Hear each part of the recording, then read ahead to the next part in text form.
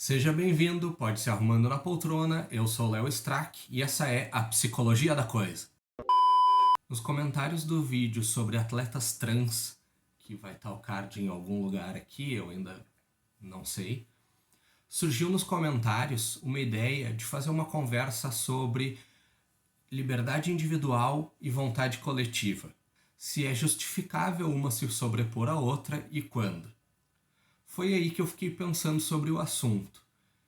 Em quais situações que geralmente acontece esse conflito? Então me veio a ideia de fazer esse vídeo aqui sobre certo e errado e como que isso nada mais é que uma questão de perspectiva.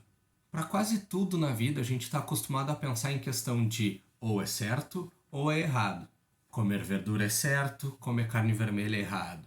Votar no político A é certo, votar no político B é errado.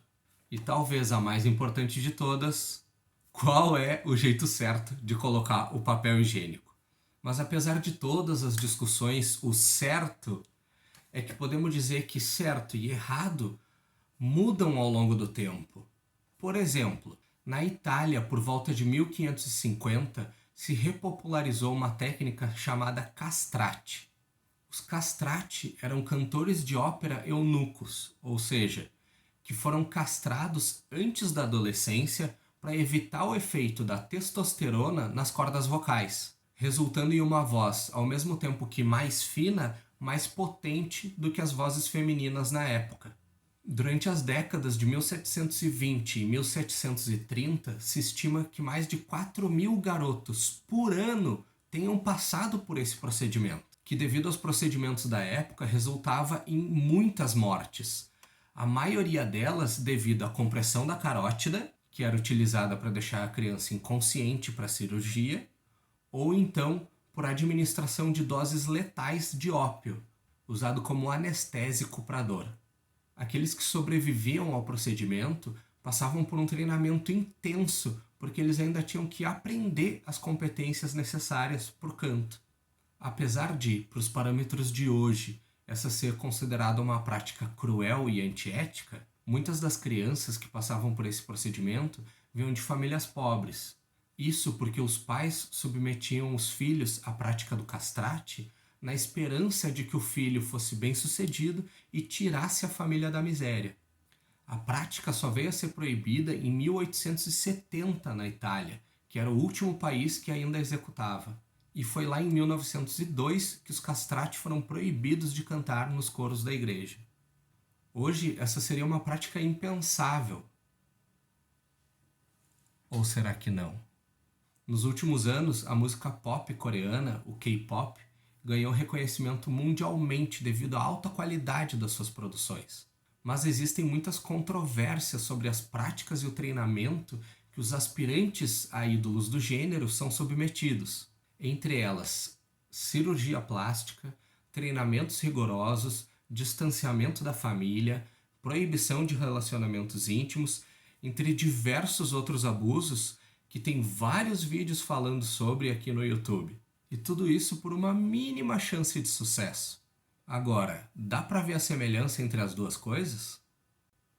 Tá, Léo, mas então, existe alguma coisa que seja certo ou errado, independente da cultura, tipo um certo e errado absoluto? Talvez exista, e para isso a gente precisa falar das 5 emoções universais e do trabalho de um psicólogo muito famoso chamado Paul Ekman. Sim, o cara do Lie to Me. O Paul Ekman estudou as expressões faciais de várias culturas pelo mundo, tanto ocidentais quanto orientais. Nesse estudo, ele viu que as expressões de algumas das emoções eram iguais independente da cultura. Ekman então estabeleceu um modelo com 6 emoções básicas: a raiva, o nojo, o medo, a felicidade, a tristeza e a surpresa. Apesar de a teoria já ter sido atualizada e sofrido algumas mudanças, o trabalho do Paul Ekman ainda é muito utilizado tanto no estudo quanto em produções cinematográficas sobre emoções. Através da nossa experiência diária, a gente tem o conhecimento de que as emoções servem para trocar informações entre indivíduos.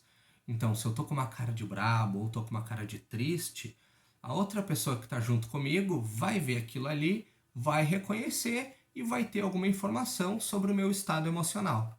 Mas agora, prestando atenção nas emoções, eu quero te propor um exercício de imaginação.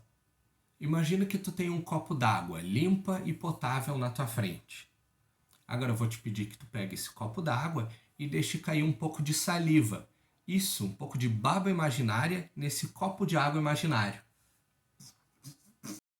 Pronto? Agora que tal beber a água desse copo?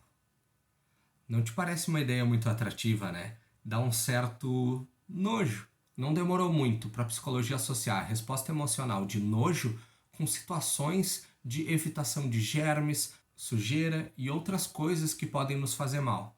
Mas o que não era tão evidente é que esse nojo, assim como as outras emoções, também tem uma função moral na humanidade.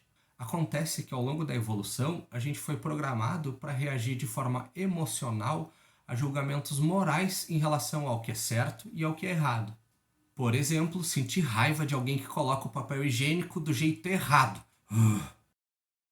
Acontece então que as nossas emoções foram o nosso primeiro código moral e muito do que hoje a gente considera certo ou errado pertence mais ao reino da emoção do que ao reino da razão. Por exemplo, não aceitamos castração na infância por fins de entretenimento, mas aceitamos cirurgia plástica nos astros de K-pop. Mas aí tu deve estar pensando, Léo, mas não é a mesma coisa assim, porque eles já são adultos, eles escolheram aquilo ali, a cirurgia tem bem menos dor envolvida, os nossos procedimentos técnicos já são muito mais avançados. No livro A Mente Moralista, o psicólogo Jonathan Haidt traz uma analogia onde a nossa moralidade seria como um homem montado sobre um elefante. O homem representando a razão e o elefante representando a emoção. Nessa relação entre o homem e o elefante, o homem não tem muito controle de para onde que o elefante vai. Mas, olhando ali de cima, é fácil para ele dizer por que o elefante foi para um lado e não para o outro.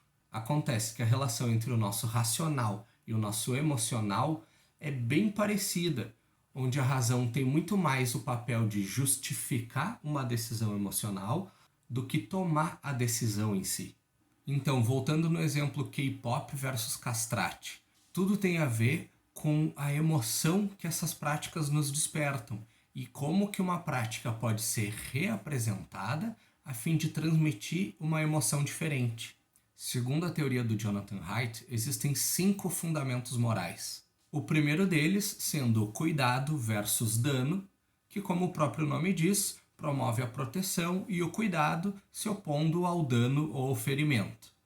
O segundo é a justiça ou equidade versus a trapaça, que promove a obediência às regras se opondo à desobediência das mesmas. O terceiro, lealdade versus traição, que promove permanecer leal e obedecer às regras do seu grupo, nação ou família. O quarto fundamento é a autoridade e respeito versus subversão, que promove a tradição e a legitimidade da autoridade. E por fim, santidade versus profano, que promove um ideal maior, assim como uma aversão, um nojo, à podridão e à degradação, que pode ser tanto física e biológica quanto moral. Olhando por essa perspectiva, a maioria das discussões se resume apenas a uma prioridade nos fundamentos e não a uma discordância real em si. Agora, voltando lá no início sobre os comentários, onde a gente falou de liberdade individual e vontade coletiva, estes 5 fundamentos eles podem ser divididos em 2 grupos. Os focados na pessoa, como o cuidado e a justiça, e os focados no grupo, como a lealdade, autoridade e santidade. Então, que tal na próxima vez que tu entrar numa discussão moral, ao invés de pensar em questão de certo ou errado, pensar em qual é o foco aqui, o indivíduo ou o grupo? Ambas as partes estão focadas na mesma coisa? Quais fundamentos morais são divergentes entre as partes? E quais deles existe alguma concordância entre as partes? Mas o nosso tempo está terminando. Se tu gostou do vídeo, compartilha, deixa o teu like e, como sempre, se tem alguma sugestão de assunto para a nossa próxima conversa, para um próximo vídeo, é só escrever nos comentários. Até mais!